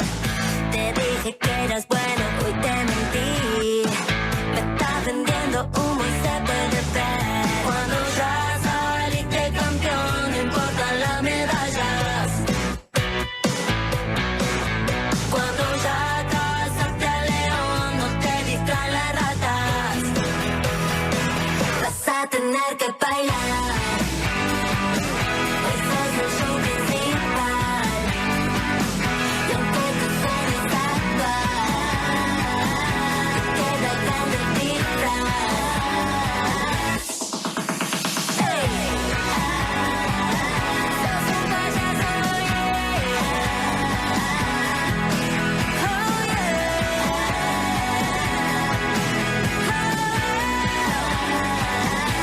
payaso, payaso. Estamos ya a 20 minutos de las 14 horas. Este año el Instituto Nacional de las Mujeres Sin Mujeres cumple 20 años desde su creación como órgano rector regente de las políticas de género en Uruguay. En marzo pasado dio cuenta de un avance del 82% de los compromisos planteados. Para mencionar algunas de las estrategias que de alguna manera están activas, que son muy recientes, bueno, la convocatoria para que la ciudadanía envíe propuestas virtuales para el Plan Nacional de Género y el Plan por una Vida Libre de Violencia de Género. Y Mujeres acaba de firmar un convenio con el Ministerio de Vivienda y MEVIR para brindar 500 soluciones habitacionales a víctimas de violencia de género y de trata. Al mismo tiempo, vivimos un junio y primeros días de julio con una escalada de femicidios, 5 asesinatos a mujeres. La Institución Nacional de Derechos Humanos, en el día de hoy se publicó este informe, concluyó que el Estado uruguayo incurrió en incumplimientos y deficiencias que vulneraron el deber de debida diligencia ante el femicidio ocurrido en Montevideo en marzo del 2025, un caso que ocurrió, fue asesinada una mujer en Euskal Herria, Malvin Norte. Mucho para conversar entonces con la directora de Mujeres, Mónica Xavier, a quien le damos la bienvenida. Además, en mayo fue electa presidenta de la Comisión Interamericana de Mujeres de la OEA. Bienvenida, Mónica. Muchas gracias por la invitación. Gracias. Un gusto estar acá y felicitaciones. Muchas gracias, Mónica. Estamos acompañadas por Stephanie Demirjian. Ya escuchábamos la apertura de la columna de feminismos. Sí. Tiene que ver con esto de poder compartir este espacio con Mónica Xavier también y darle un lugar a las políticas de género que de alguna manera Mujeres está siendo rectora, digamos, desde hace 20 años. Exactamente, ¿no? Sí, una columna particular, que no va a ser columna, va a ser una entrevista a Mónica. Y bueno, mencionaba Carolina un montón de temas de los que queremos hablar con vos. Capaz que empezar con esto, una de las últimas cosas que mencionabas, Caro, de esta escalada de femicidios que hubo en junio. Como decía Carolina, 5 casos en un mes, prácticamente uno por semana. Y te queríamos preguntar, porque una de las cosas que surgió a raíz de muchos comunicados y declaraciones que hicieron colectivos feministas y representantes y referentes de la sociedad civil, es esto de que estamos ante una emergencia nacional en violencia de género. ¿Vos considerás que es así? ¿Compartís ese diagnóstico? Bueno, sin duda, en 30 días, del 4 de junio al 4 de julio, 5 femicidios es terrible. Para que todos nos demos cuenta de que esto es un tema estructural y que por tanto es muy difícil sobrellevar los tiempos en los que esto ocurre con esta intensidad y también entender, por ejemplo, cuando en enero y febrero no hubo ningún femicidio, por lo menos identificado. Y digo por lo menos identificado porque incluso en este periodo de los 5 también hay casos que se siguen investigando si efectivamente son una muerte de otra naturaleza o tienen que ver con una tipificación de femicidio. Entonces yo creo que tenemos un problema de desigualdad estructural que se manifiesta en todo. Venimos de presentar en el marco de la Agenda 2030 y de los ODS las desigualdades, las brechas de género. Y allí categóricamente decimos las prioridades nacionales no compiten con la agenda de igualdad. La agenda de igualdad es transversal y tiene que tener en todas las áreas, aquellas que están privilegiadas y las que no también, esta perspectiva. Entonces, acá la declaratoria se hizo en diciembre del 19 por parte del gobierno del doctor Tabaré Vázquez. No se continuó durante todo este periodo, lo reclamamos sí al inicio cuando asumimos la responsabilidad. Se entiende que más que la caracterización de emergencia, lo que hay que hacer es dotar de los recursos y las respuestas que, me adelanto a decir, fundamental la acción de la sociedad civil, pero tengo un matiz, en general plantean la ausencia del Estado. Y yo estoy convencida que el Estado no está ausente, está desarticulado, no implementa adecuadamente los vínculos y las sinergias. Y lo que hacían referencia ustedes de este señalamiento que nos hace la Institución Nacional de Derechos Humanos y Defensoría del Pueblo es clave, porque somos varias las instituciones que debimos en algún momento de un caso, a propósito de un caso de tantos, sin identificar, sin revictimizar, pero efectivamente no se dieron aquellas secuencias que el Estado debe dar de debida diligencia, reforzada además por la entidad de estos temas. Y entonces nosotros venimos trabajando desde el año pasado, cuando asumimos, una necesaria actualización de nuestros protocolos, de los protocolos conjuntos con otras instituciones, pero también trabajando la posibilidad de un cambio de modelo, porque sentimos que no solo en esta área, pero esta es la que nos toca trabajar, el Estado uruguayo invierte recursos y por no tener una interinstitucionalidad que integre la respuesta de los diferentes organismos, pierde esfuerzos y sobre todo vulnera derechos. Entonces lo hemos tomado con mucho rigor, esto que nos plantea entre otras a nosotras la Institución de Derechos Humanos, y creemos que coincide con esa mirada que venimos trabajando y que quiero señalar una cosa, lo tenemos que hacer interinstitucionalmente. Así nosotros pensemos, bueno, es por acá o es por allá, si no lo trabajamos con el resto de las instituciones que forman parte de la respuesta, vamos siempre a estar desfasados. Claro, porque InMujeres es una de las instituciones que de alguna manera tiene en su competencia algunos servicios vinculados a la violencia hacia las mujeres, integra o preside, mejor dicho, el Consejo Nacional Consultivo por una vida libre de violencia de género. Esto lo vinculo a este reconocimiento de la falta de articulación interinstitucional. Hoy justamente Teresa Herrera, hablando de este informe de la Institución de Derechos Humanos, decía que celebraba la reunión del Consejo Nacional Consultivo, pero también hablaba de que las instituciones no estaban priorizando, ¿no?, la violencia de género en el marco de sus estrategias. Exacto. ¿Hay algo de esto también? Yo comparto eso. Y ayer, ¿no?, hace 2 días, hicimos otro ámbito muy fuerte que preside InMujeres también, el Consejo Nacional de Género. Son más de 30 instituciones definidas por ley del Estado, más 5 instituciones de organizaciones de mujeres de la sociedad civil, más la academia a través de la UDELAR, más la Central Única de Trabajadores, más las cámaras empresariales y más varias organizaciones invitadas que nos reunimos todo ese conglomerado 2-3 veces al año, pero que las comisiones están trabajando mucho más cotidianamente estos temas.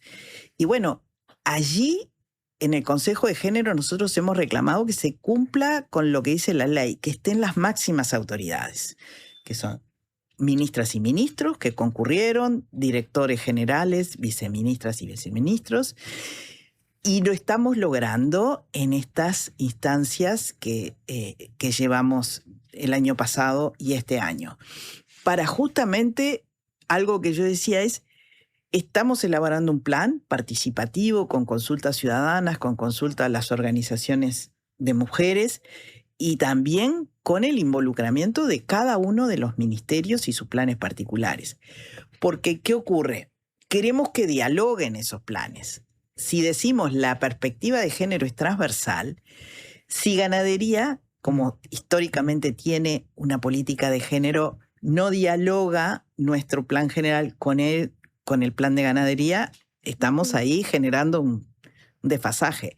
Si el plan de turismo, si el plan de ambiente, cambio climático, o sea, cada una de las agendas sectoriales tienen que dialogar en ese plan al 2030 de género. Y efectivamente esa misma representación no se da en el consultivo de violencia. Salvo algunas excepciones, se da en el de trata, que es el tercer consejo interinstitucional que el Instituto Nacional de las Mujeres preside. Y todos estos 3 ámbitos interinstitucionales son parte de un robusto marco legal. Están determinados por un marco legal. O sea, Uruguay en eso tiene esa ventaja. Pero yo que estuve del lado de donde se construyen los marcos legales, cuando por primera vez asumí un cargo ejecutivo como este que estoy llevando ahora, sentí la enorme brecha entre el texto de la ley, entre lo que quisimos expresar las y los legisladores y la implementación de la política pública. Y para mí ese es un desafío de poder acortar esos márgenes. O sea que coincidís en que la violencia de género no se prioriza en las instituciones, en esto que decías de que, por ejemplo, el Consejo Nacional de Género han asistido a las máximas autoridades, pero eso no se traduce, por ejemplo, en el Consejo de Violencia. No está integrado de la misma manera por definición legal. El de género está expresamente en el texto que deben de ser las máximas autoridades. En algunos periodos no lo hicieron, pero nosotros reclamamos que en este periodo se hiciera de esa forma. Y esto no va en desmedro de el consultivo de violencia, que tiene un funcionamiento mensual y a veces hasta más frecuencia, sino que tiene que ver con esa priorización que luego se logra hacer o no a la interna de los diferentes espacios. ¿Y dónde ves las mayores debilidades del sistema de respuesta en torno, ¿no?, a la violencia basada en género, lo que también se puede debatir o intercambiar en el marco de este Consejo Nacional? Bueno, yo creo que justamente el dar una respuesta integrada evita la revictimización de quienes están en situación de violencia, tanto las mujeres como hijas e hijos, y también acorta los plazos para que se implemente la debida diligencia de las respuestas. Esto no es sencillo. Nosotros hemos visitado recientemente el Polo de la Mujer de Córdoba, un modelo en el cual nos estamos inspirando para ver de qué manera construimos en Uruguay un inicio de ese cambio de modelo de atención. Esto no se logra de un día para el otro. Esto es muy complejo en el Estado uruguayo, que está muy fragmentado. Esto necesita voluntad política en primer término, convicción de que tenemos un cierto agotamiento de la respuesta institucional y la debe sustituir una interinstitucional. Y además recursos. Y compatibilizar un montón de cosas. Ayer justamente tuvimos la primera reunión de trabajo de quienes fuimos a esta primera ida a Córdoba, que fuimos 17 representaciones. Nos acompañó la vicepresidenta de la República, estaba la viceministra de Interior, estaba la presidenta del INAU, o sea, varias más, son mujeres. En esta segunda instancia, que va a ser ahora en julio, le toca a otro país, porque esto es parte de un proyecto de cooperación sur-sur que venimos desempeñando, que también hace un año que estamos trabajando en eso, porque Uruguay, como renta promedio alta, no tiene muchas veces determinadas cooperaciones y la necesitamos porque los recursos son escasos para poder cambiar. ¿Y esta propuesta qué cambiaría de forma sustancial o qué están viendo ustedes que aportaría de forma sustancial en cuanto al sistema que tenemos en Uruguay? Bueno, mira, te cuento lo que es ese polo 10 años después de iniciado en Córdoba. Tiene 14 instituciones que le dan respuesta a una mujer que llega, ella y sus hijas e hijos, a un local físico, que es un hospital viejo, no es ningún lujo, pero perfectamente diseñado una secuencia en la que la mujer es vista para determinar las lesiones que presenta, si son lesiones en la esfera de la agresión sexual, tiene todo el protocolo de las diferentes instancias que se deben llevar adelante. La ve el sistema de justicia, es diferente en Argentina a como es en Uruguay. Entonces, no hay ninguna aplicación lineal para esto. El sistema de justicia determina también con los peritos el riesgo. Si es altísimo riesgo, la mujer ni siquiera se va de ahí hasta que se tomen otras medidas. Allí mismo se le puede colocar una tobillera o darle un botón de pánico. Ellos usan mucho más el botón de pánico, es a la inversa de lo nuestro. Allí quedaron sinergias para que ambas policías o las policías de ambos países puedan seguir trabajando. Es como si fuera una especie de ventanilla única, digamos, hablándolo, una comparación que puede ser medio liviana, pero donde se centraliza una respuesta que hoy lo que sucede es que realmente está muy desperdigado y genera todas las complicaciones que sabemos. Exactamente. Entonces, esto tiene que ir con muchos elementos, porque si no, no funciona. Pero lo pensamos desplegado en 3 líneas, por lo menos inicialmente. En las formas de violencia que se puedan abarcar, porque nosotras como institución, como Instituto Nacional de las Mujeres, hasta ahora solo atendemos una forma de las 18 de violencia que describe la ley 19.580. Es la más prevalente, sí, es la que significa el 70%, pero es la única que tenemos capacidad hoy de poder atender. Atender las otras formas que la ley determina significaría más recursos, más personal para implementarlo. Y por también dudas, aclarar que te referís a la violencia doméstica en el marco de la pareja. Pareja o expareja. Perdón, no lo nombré. Sí.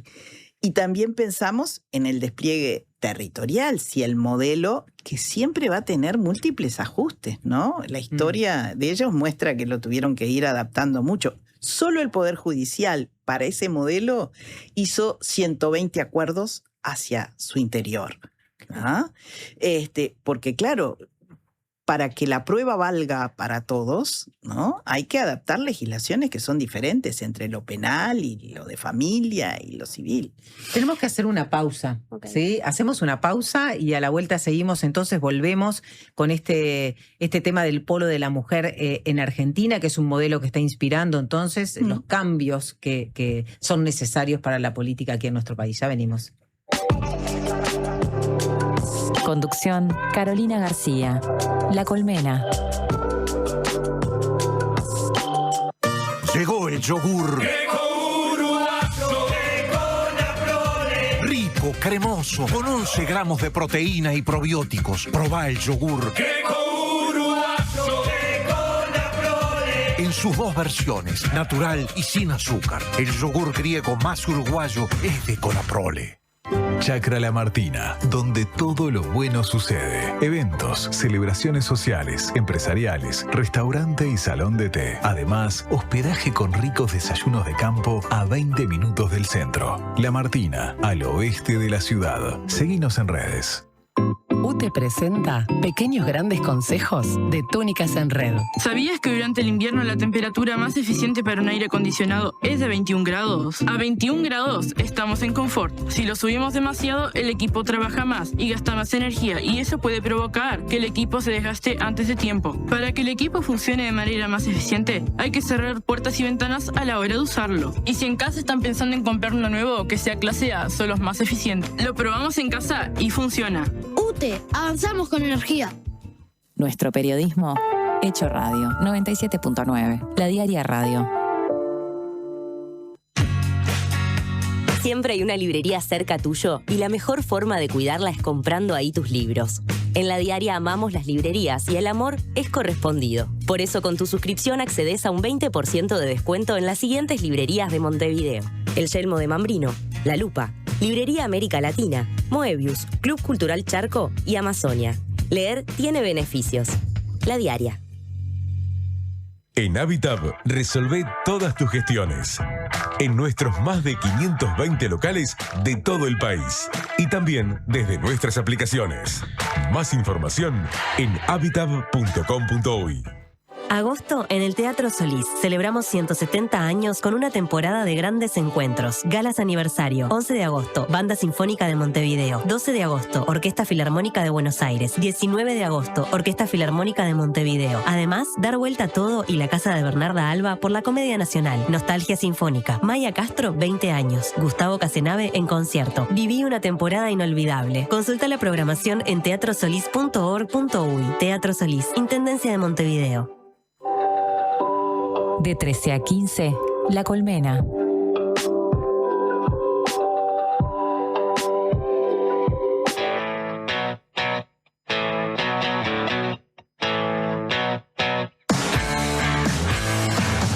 Ay, perdóname, te pisé, no te vi.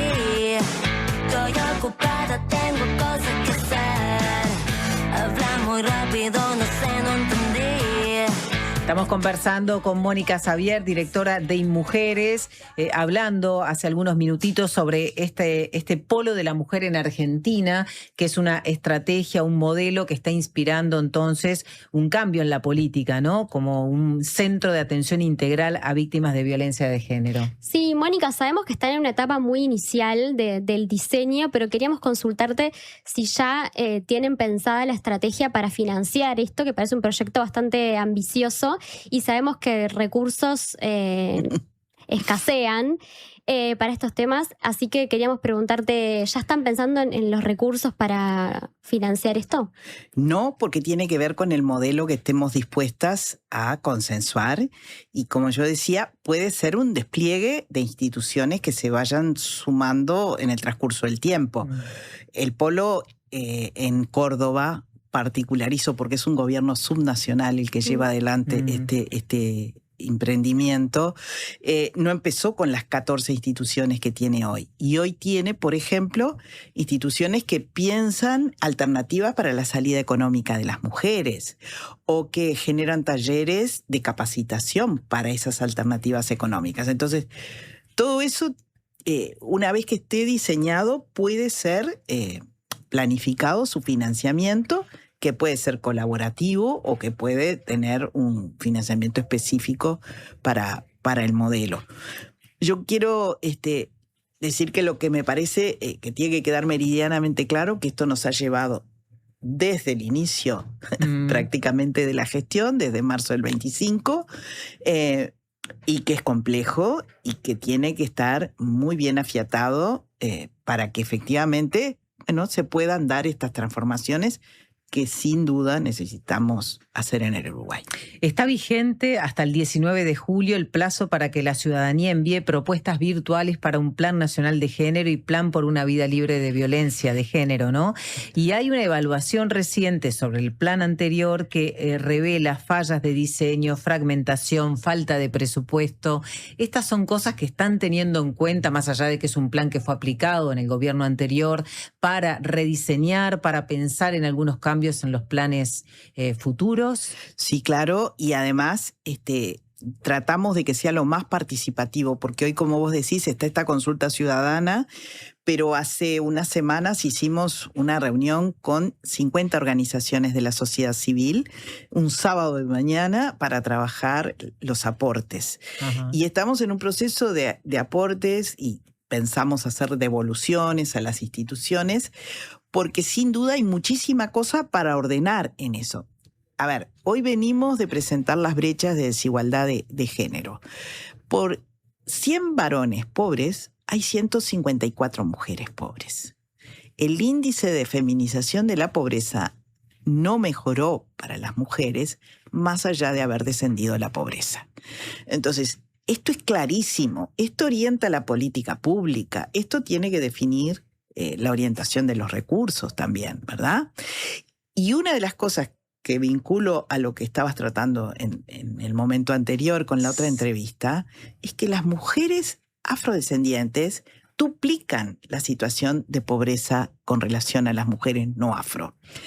Entonces, promedialmente Uruguay muchas veces salva el examen, pero cuando pone foco en la superposición de desigualdades, y por eso el instituto dijo, nosotros tenemos un mandato de género, pero dijimos un mandato de género con perspectiva interseccional, porque si no, seguimos reproduciendo desigualdades y la política no es justa, ¿no?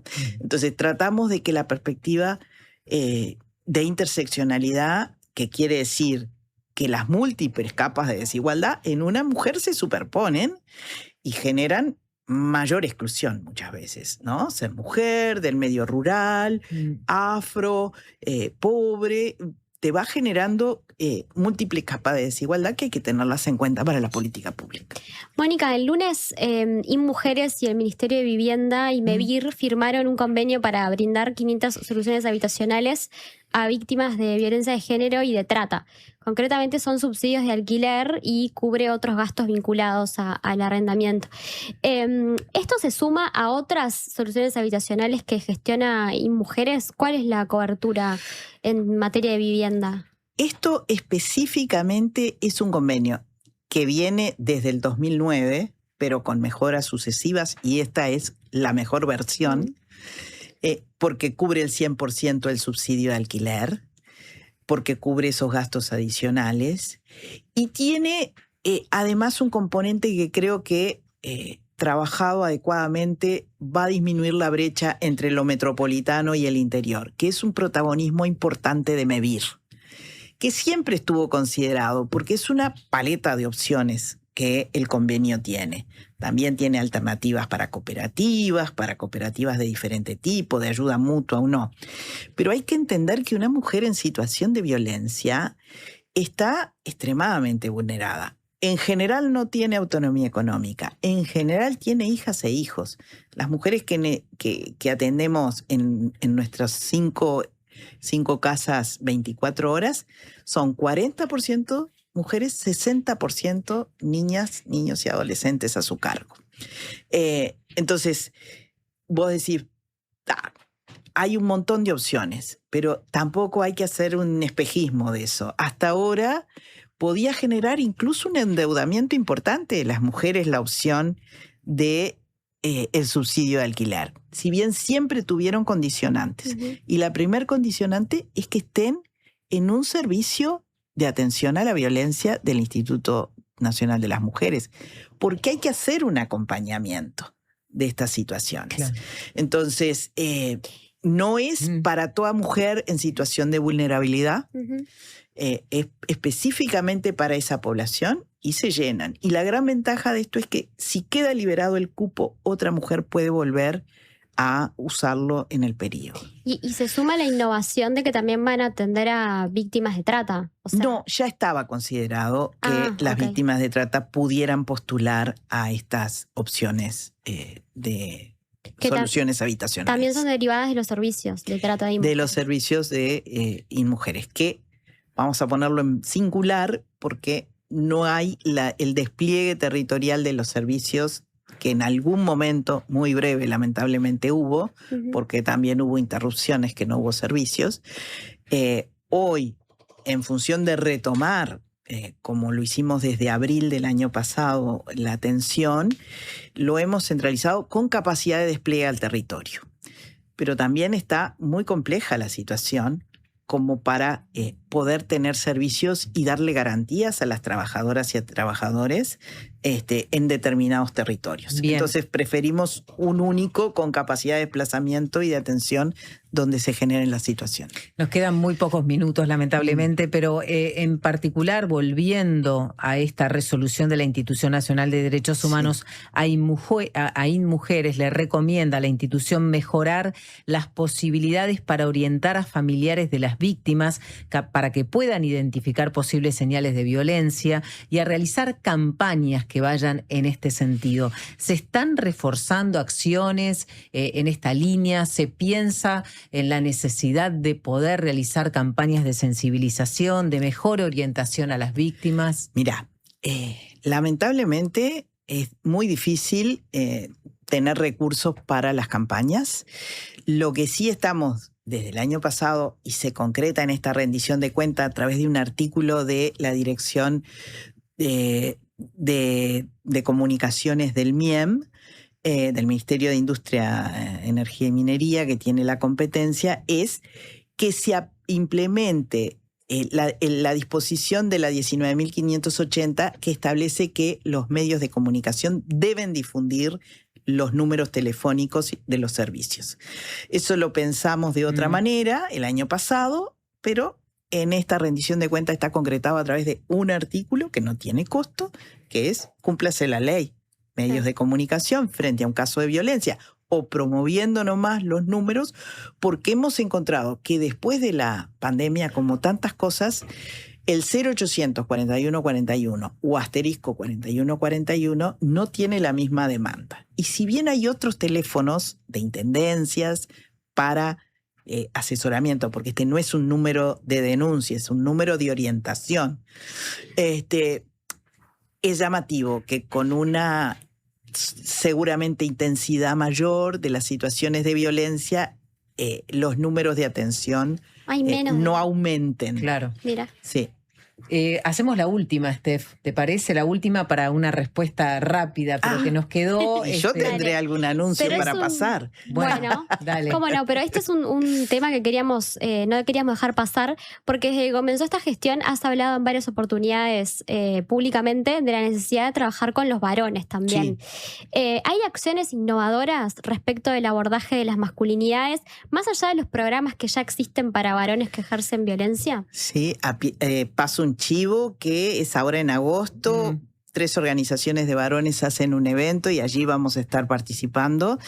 Pero además estamos en esto del Polo de Córdoba, Panamá y España, trabajando con 2 universidades, Valencia y Navarra, que tienen avances sustantivos en el abordaje a varones que son violentos.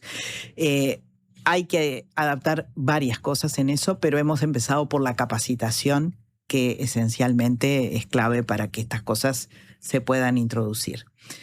Para terminar, ¿me preguntaste otra cosita?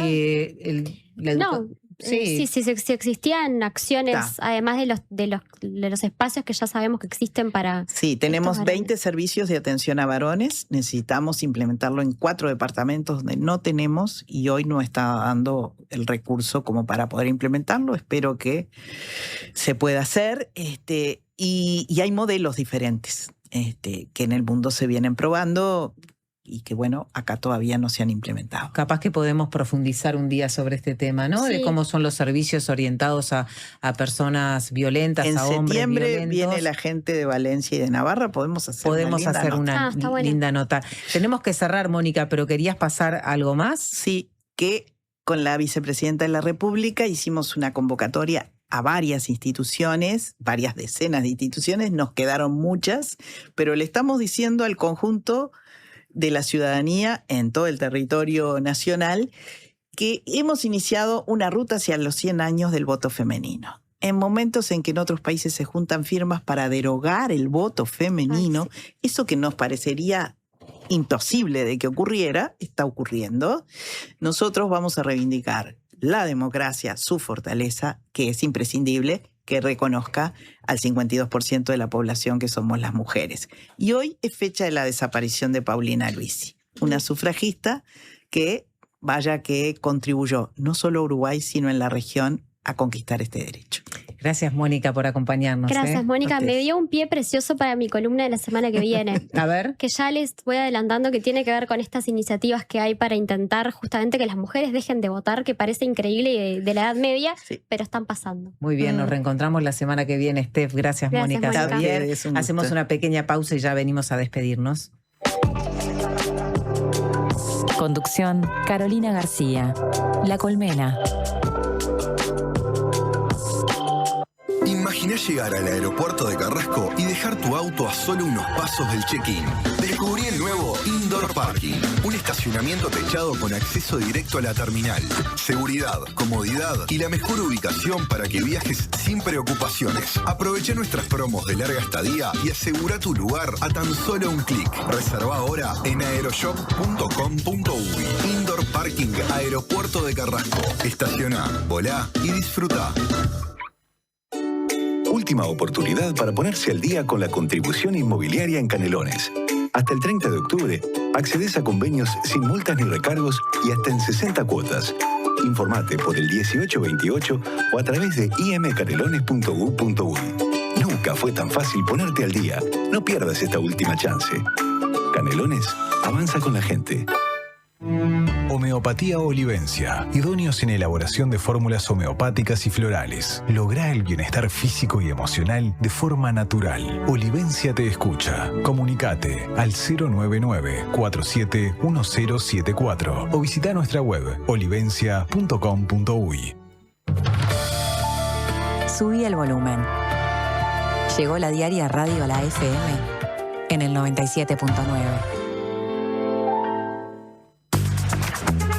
Activa el estacionamiento tarifado desde tu WhatsApp y paga solo el tiempo que usás. 099-019-500.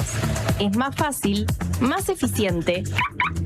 Y acordate, paga solo el tiempo que usás. Intendencia de Montevideo. Montevideo más nuestro. Cuando pienso en lo importante de estar cerca, no pienso solo en la distancia. Pienso en sentir que si pasa algo, hay alguien ahí.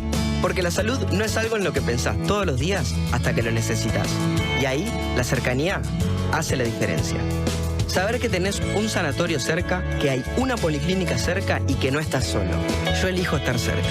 Y por eso elijo a la única mutualista con 5 sanatorios y 50 policlínicas. Si tu cédula termina en 7, afíliate vos también al Círculo durante todo julio. Llama ahora al 1870 o en circulocatólico.com.uy. En el Círculo, estamos con vos. De 13 a 15, La Colmena.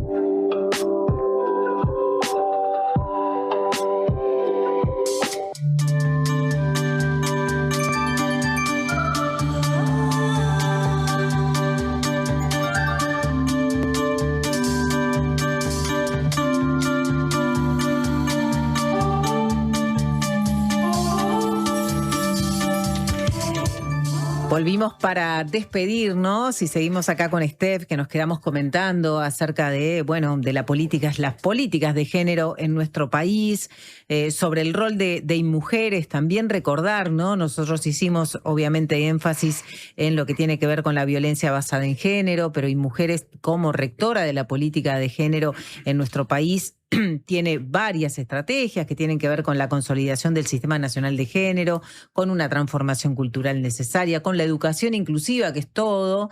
Otro punto también para abordar, ¿no? Muchas veces se habla de la necesidad de que la mirada de género atraviese la educación, y eso también es materia pendiente. La salud integral, derechos sexuales y reproductivos, la autonomía económica de las mujeres, o sea, reorganización de los cuidados. Son varias las áreas que están a cargo de mujeres, que tiene además una demanda histórica de tener una mayor jerarquía institucional, y nuevamente en este gobierno eso no se logró. No, claramente quedaron muchos temas por hablar. Nos parecía importante centrarnos en la violencia y en lo que se estaba haciendo respecto a este tema, no solo por la urgencia que merece la situación, ¿no? Porque mientras hablamos hay mujeres sufriéndola, sino porque, la semana pasada, si recuerdan, en esta columna trajimos las voces de referentes de la sociedad civil y de especialistas en violencia de género que nos daban su parecer. Nos parecía importante también tener la voz de quien preside el organismo rector de las políticas vinculadas a la violencia de género en el Estado.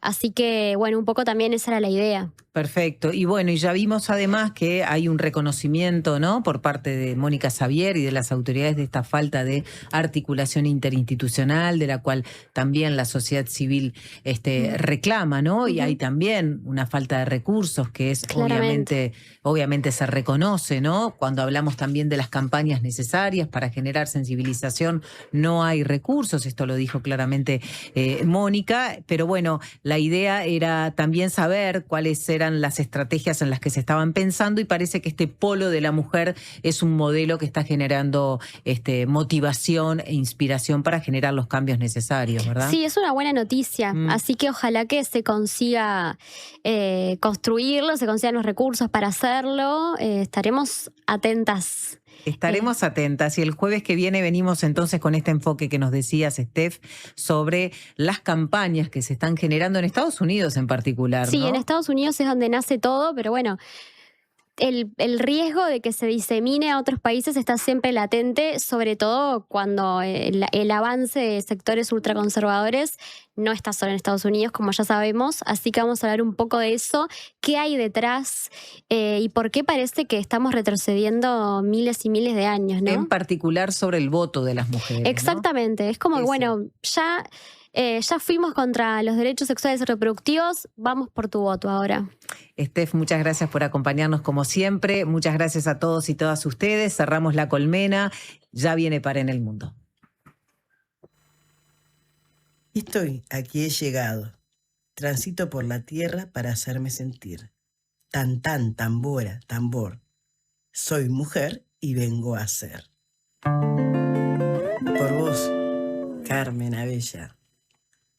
Soy la luz de un nuevo día, portadora de alegría, soy el eco.